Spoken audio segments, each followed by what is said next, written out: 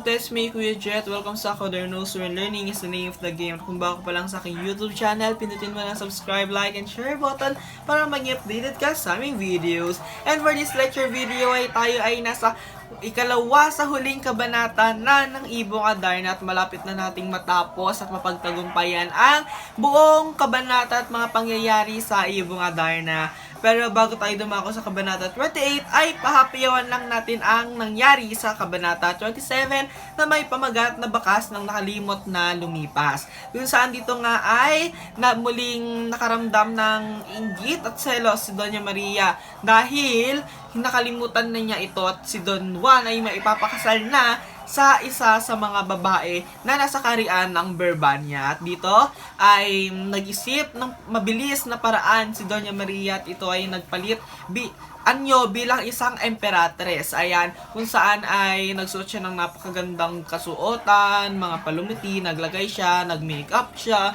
ayun, upang makapasok sa kaharian ng ni Reyna Valeriana at Don Fernando. Ayun.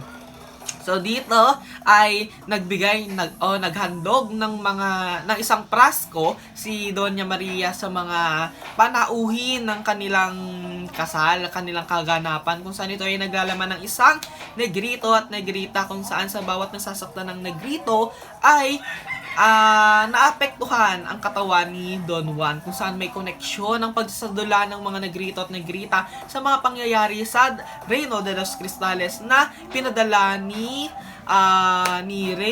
Doña Maria sa kaharian ng Berbanya. So dito, ano kaya ang dahilan kung bakit naapektuhan si Don Juan sa negrito? Ayan. So dito ang Kabanata 28 ay may pamagat na nagbalik ang alaala ng pag-ibig.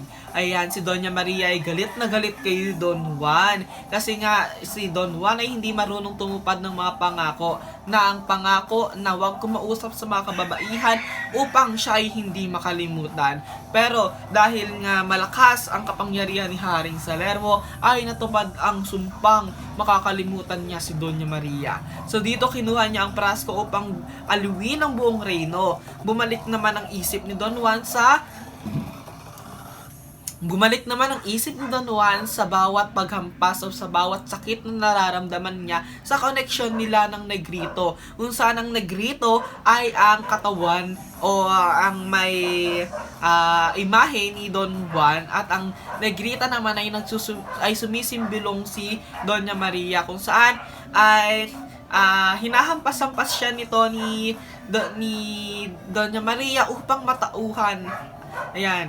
So dito nga, nanghingin siya ng tawad kay Doña Maria dahil bumalik na ang mga alaala, lahat ng mga nangyari, lahat ng mga naganap, lahat ng mga pagsubok na kanyang naramdaman sa Reino de los Cristales kasama ang mapanakit na Haring Salermo. Nagsabi si Doña Leonora sa nangyari. Ayan. So dito, nag-explain na si Doña Leonora kung bakit nga ba kung ano-ano nga ba yung mga nangyayari, ganan. So nagkaroon ng sagutan sa pagitan ni na Doña Maria, Doña Juana, Doña Leonora, at dito na nga nagtagpo-tagpo ang mga babae na hinaharot ni Don Juan mula noon hanggang ngayon. Yan. So dito pinagtagpo ng tadhana ng tatlong babae kung sino nga bang pipiliin sa kanila, si Doña Juana kaya, si Doña Leonora o si Doña Maria Blanca. Ayan, so sinabi din ni Don Juan na mahal pa rin niya si Doña Maria dahil nga siguro maraming mapagsubok ang kanilang pinagdaanan.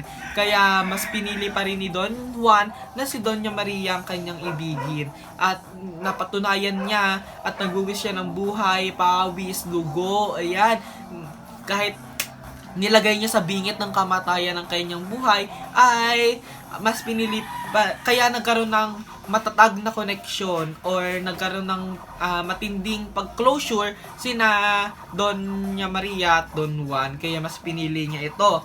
Tapos nireto naman ni Doña Leonora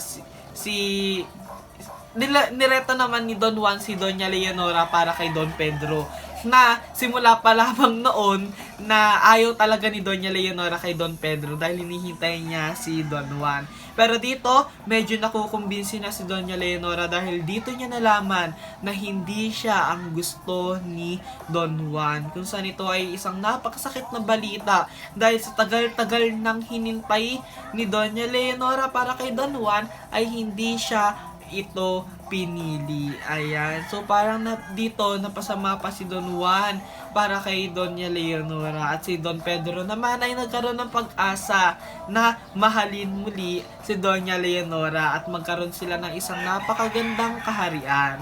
Ayan. So dito, nagbalik ang alaala ng pag-ibig kung saan sa mahika at sa lamangka ni Doña Maria ay naibalik ang mga alaala na nawala kay Don Juan at nawala na rin ang sumpa na binigay ni Haring Salerno. So dito nga natin masasabi na si Doña Leonora ay hindi pinalad na mapa kay Don Juan. Ayan. So dito, napaka-unfair kasi ni Doña Maria Blanca dahil siya ay may mahika. Ngunit sina Doña Leonora, Doña Juana ay wala namang mahika, 'di ba? Kaya sila ay ordinaryong mga prinsesa lamang na nakagapos sa ilalim ng balon na may bantay-bantay na malaking higante at 7 ulo ng serpiente. At si Doña Leonora lamang ay may alagang lobo pero wala siyang salamangka. Ayan, so napaka-unfair ni Doña Maria sa kwentong ito dahil yun nga, dahil mahal na mahal ni Doña Maria si Don Juan, hindi niya na sinayang yung pagkakataon na agawin siya mula sa kanyang kasal na nina Doña Leonora at Don Juan. Ayan. So dito pa lang kinakasal ay si Doña Leonora at Don Juan. Pero dito, nasabi natin na si Don Pedro ay may mataas na respeto kay Doña Leonora kung saan hindi niya ito sinaktan, ginalaw, at ito ay kanyang respeto dahil kahit na alam niya na hindi siya ito ang pipiliin. Ayan. Pero yun nga, nireto pa rin ni Don Juan si Leonora kay Don Pedro. Kung saan napangiti na lang si Don Pedro. Ayan. So dumako naman tayo sa mahalagang saknong ng Kabanata 28. Ayan. Kung saan, dito natin masasabi na bata dahan-dahan lang. Don Juan dahan-dahan lang. Kasi mabilis ang proseso na nangyari sa Ibong Adarna. Kung saan sa murang edad pa lamang, napakarami ng mga naganap kay Don Juan. Pero ang dapat nating isipin ay enjoyin, sulitin lamang ang mga nagaganap sa ating buhay dahil hindi natin alam na may mga opportunities pala na nasasayang na natin or hindi natin nagagrab para sa ating buhay. Ayan. Pero dapat, yun nga, nagdahan-dahan pa rin si Don Juan. Sa Kabanata 28, ang saknong 1670 ang nagsasabi na, so dito sinasabi ni Don Juan na wag na magalit si Doña Maria at dapat magmahal na lang sila. Ayun, saknong 1674, ito naman ay sinasabi ni Don Juan kay Doña Leonora na kay Don Pedro na lang siya kasi magkapatid naman sila kaya pareho lamang. Yun, so dito parang sinabi ni para hindi mapalaya si Doña Leonora sa Kaharian ay kay Don Pedro na lamang siya sumiping ganon, makipag-asawa kasi para makita pa rin nila yung isa't isa, 'di ba? Makaumautak si Don Juan at masasabing natin siya ay tanyag na babaero, certified marupok. Ayan. So 1678, ito ang binabalik ni Don Juan ang singsing na binigay ni Doña Leonora sa kanya at siya ay mas pinili si Doña Maria. Yan. So dito si Doña Leonora ay parang napahiya sa buong reino dahil hindi siya ang pinili ni Don Juan nang siya ay matauhan at maibalik ni Doña Maria ang kanyang mga alaala. Ayan, so dito, certified marupok ang ating Don Juan at tunay na babaero.